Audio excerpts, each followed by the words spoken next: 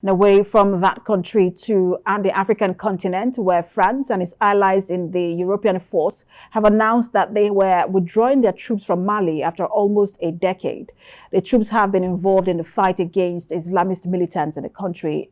We have more in this report. A statement signed by France and its African and European allies and published on Thursday says that multiple obstructions by the ruling military government meant that the conditions were no longer in place to operate in Mali. Officials say the decision to leave followed a breakdown in diplomatic relations amid growing hostility from Mali's new governing military junta.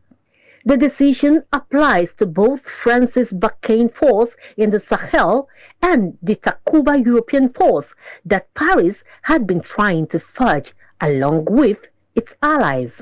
The forces will now be redeployed across Africa's Sahel region, notably Niger and the Gulf of Guinea countries by June 2022. On his part, French President Emmanuel Macron completely rejected the idea that France had failed its former colony, adding, quote, "We cannot remain militarily engaged alongside de facto authorities whose strategy and hidden aims we do not share." End quote.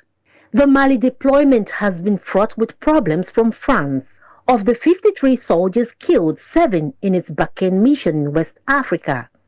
48 of them died in Mali. France initially deployed troops along rebels in Mali in 2013, but the violence was never fully quelled, and now new fears have emerged of a rebel push to the Gulf of Guinea. The announcement of the withdrawal came at a critical time for President Macron, just days before a long-awaited declaration from the president that he will stand for a new term in the April elections.